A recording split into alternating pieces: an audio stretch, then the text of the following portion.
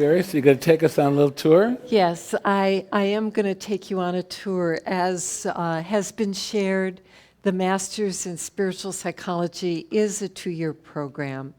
And at this point, this program has been developing, it's been refined, it's been evolving over the course of 30 years. And so at this point in time, the curriculum is very refined, it's very well integrated, and I would say this is probably the best time in the history of USM to either be in the program or to be considering the program. The first year of the spiritual psychology program includes 4 courses, and as was shared at the beginning, the classes meet 1 weekend a month, October through June, and then for 1 week in the summer. And I want to share with you a few highlights of the first year program, well, and really of the entire program. So you have the opportunity to experientially learn the context and the technology of spiritual psychology.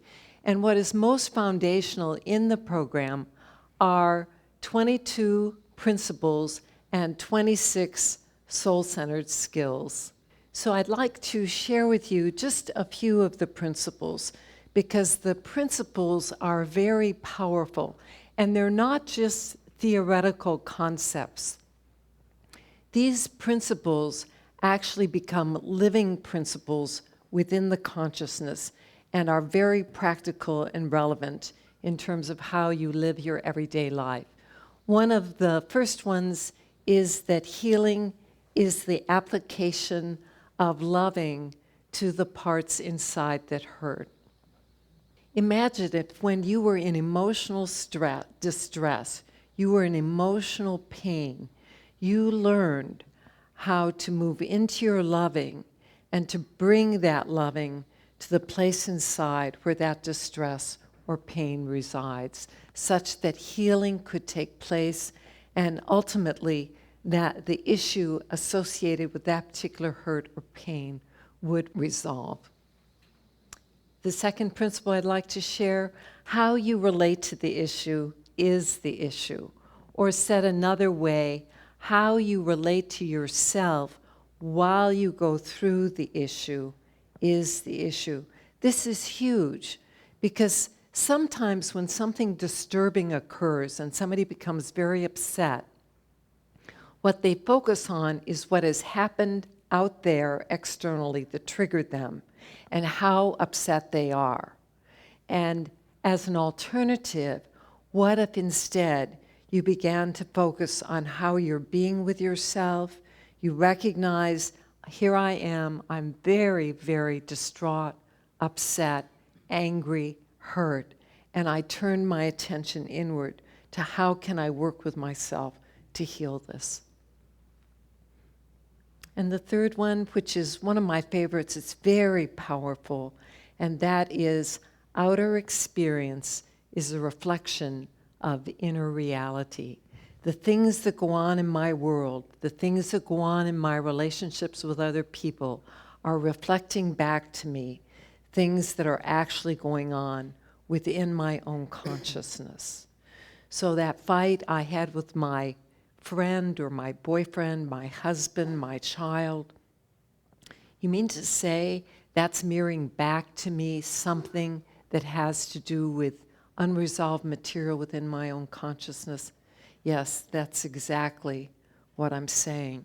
And when you learn to decipher the feedback that you're receiving in relationships, you learn to decipher what's being mirrored back to you, gives you tremendous leverage for healing within your own consciousness.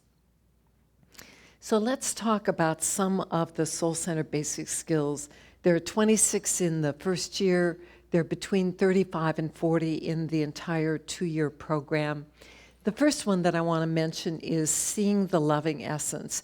And this relates to the most fundamental assertion that we make in the program, the most fundamental principle, and that is that we are divine beings having a human experience. And imagine if you learned how to go inside to the place of loving and to look out at others through the eyes of loving and to see residing within them that divine being as well. Very, very powerful. It changes everything. And perhaps even more profoundly, imagine if you learn to see yourself that way. If you look through the eyes of love and experientially you recognize, I am divine. Second basic skill that we work with is heart-centered listening. If seeing the loving essence is learning to look through the eyes of your heart, heart-centered listening is learning to listen with the ears of your heart. And that changes conversations dramatically, because rather than being focused on the content level of what someone is sharing with you, you're focused on them as a person and really understanding who they are and what the deeper meaning is that they're communicating. A third basic skill, this is one we get to later in the first year, accessing intuition. Intuition is very natural. It's a natural ability, and everyone has it. Just some people are more aware of it or more awake to it than others. And I love the process of assisting others in accessing intuition, because when you learn to hear that still small voice within, or you begin to have flashes of what we might call insight, inner knowing, wisdom, realization of how things are related or fit together, it also is tremendously empowering. The skill identifying, owning, and accepting projections is based on the principle that outer experience is a reflection of inner reality. So say someone in my life does something and I find myself in upset, and I want to do what Ron was talking about a moment ago, of blaming it on the other person. If instead I begin to look at, oh, I'm upset because, and I'm blaming it on this other person and what they did or didn't do, and I begin to look at, how is that reflecting what's going on within my own consciousness? Is there some way in which I actually do that very same thing, either in my relationships with other people or in my relationship with myself? And the fifth basic skill that I'll mention, very powerful healing tool, facilitating compassionate self-forgiveness. And this is a power tool. This is one of those ways of learning how to be with yourself and relate with yourself that assists in dissolving or resolving issues within the consciousness.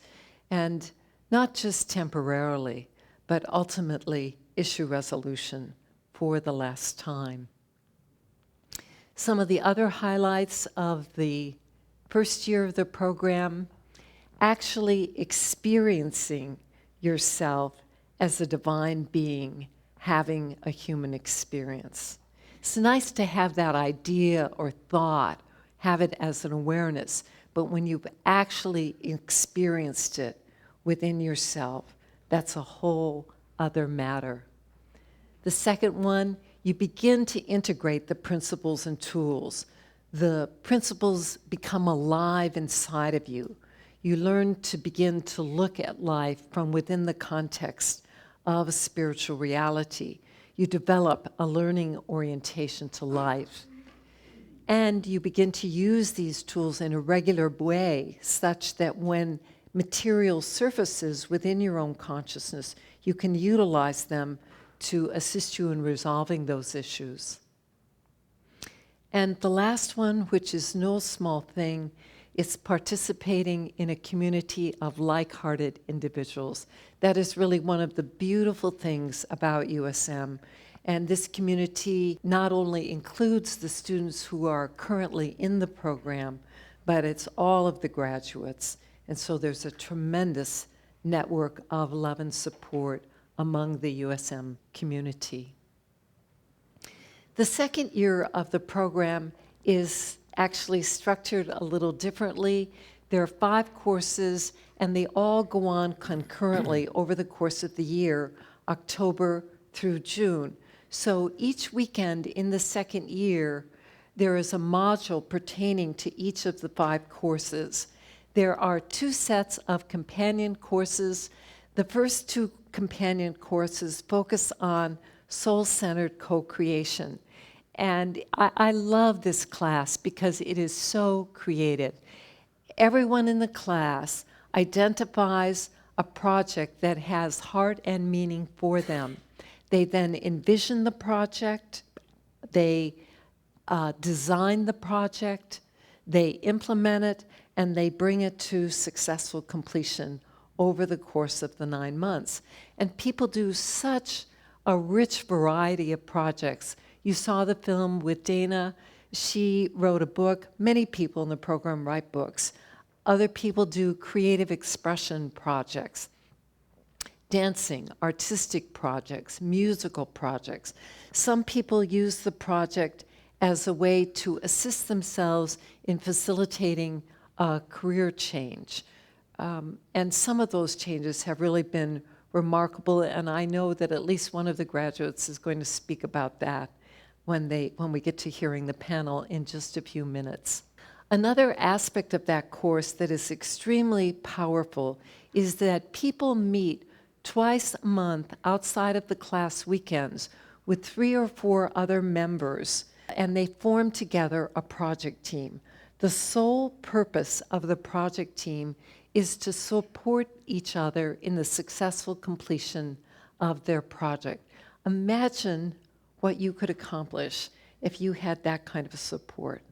That twice a month you met for 3 hours each time with 3 or 4 other people, and the sole purpose of your gathering was to support each other in moving forward such that you would successfully complete your project. It's really, really a beautiful process. And there are many project teams that continue meeting long after they graduate from USM because they find it to be such a valuable way of being. Then the next pair of companion courses involve a marriage and family relationship class and a research class. You might be wondering, how do those 2 fit together? The focus of the marriage and family class is positively transforming a significant and challenging relationship. In fact, we challenge the students to actually select the most challenging relationship. It's the one you're thinking about right now. You know, it's the one where you find yourself in chronic, I'm upset because, and if only they would change, everything would be so much better. And then what we do is we set about implementing a technology very systematically over the course of the 9 months that is really designed to transform the relationship. And how does that work? Well, most fundamentally, it works through the process of recognizing that the upset is inside of me, and I have the technology, I have the principles and tools, I have the quality of intention and willingness to really address the material within my own consciousness and bring it to resolution. The research course also involves a particular technology. And Ron, would you say a little bit about that? See, the way we set up the relationship project is that, as Mary said, we're going to attempt to transform some relationship that you're involved in. Now, most people, the biggest challenge they have is being willing to consider the possibility of letting go of all the stuff they have about the other person. That's the hardest thing, really. So we set the whole thing up as if it were a social science experiment. So we start out taking the temperature of the relationship, and we have ways to do that. Then we institute what we call a treatment plan, which is simply doing something differently. Then at the end, we take the temperature of the relationship again, and we see what the difference is between those 2 temperatures. So this is a process that goes on over a 10-month period, We have it very carefully structured. And what we do is people have their own subjective experience, and then we have the relative objective findings that they actually come up with, because everyone is tracking all of this as they go along. And you would be amazed at how the relatively objective results match the subjective experiences. We have seen 30-year estrangements healed. We have seen relationships healed that you wouldn't believe, because you're approaching it from a whole different way. See, most of the time it's approached from, well, they need to change this.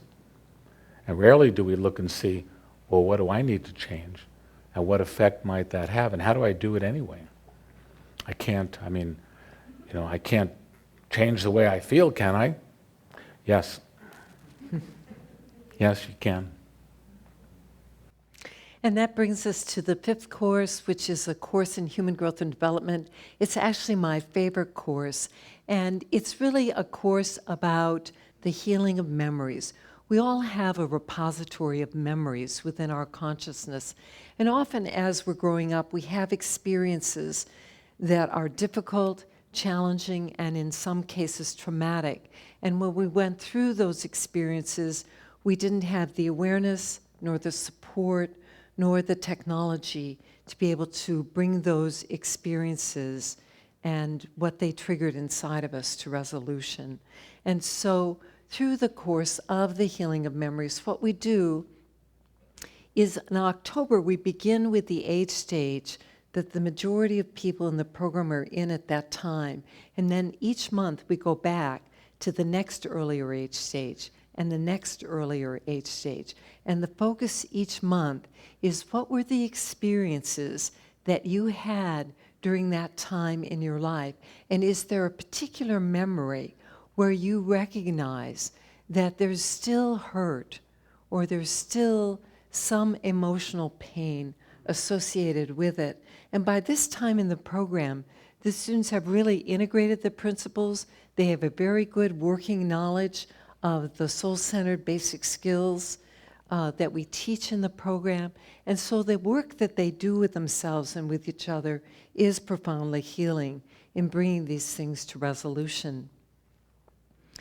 Within this course, then, students really have the opportunity to complete what we refer to as unfinished business. And another element of this particular course is self-nurturing. Self-nurturing. And in the context of spiritual psychology, what we really focus on is, how can you learn to care for yourself as a divine being having a human experience? How would you care for yourself if you became aware that you're a divine being having a human experience? Well, you would cultivate certain attitudes and ways of relating with yourself physically, mentally, emotionally, and spiritually that would lead to a very nourishing way of being, such that you would not only thrive, ultimately you would flourish. And when we've completed the second year, January through June, then there's a 6-day practicum which takes place in retreat. It's really a very, very powerful experience, because it's an opportunity for the students to really experience a synthesis and integration of everything that they've been learning over the course of the 2 years, and it's very, very deeply healing. Profound personal transformation takes place during that week. And the students really have the opportunity to demonstrate what we consider to be the ultimate competency, and that is a loving consciousness. So that's a few highlights of the 2 years. And there's so much more depth that we could share with you, but in service to just giving you the highlights, that's a very brief tour. When we complete, we have graduation. We have beautiful graduation ceremonies. I really look forward to them every year because they are so spirit-filled. They are really a tremendous celebration of the students and what they have achieved and accomplished, their growth, healing, and transformation. And in addition, it's a celebration of soul-centered education itself.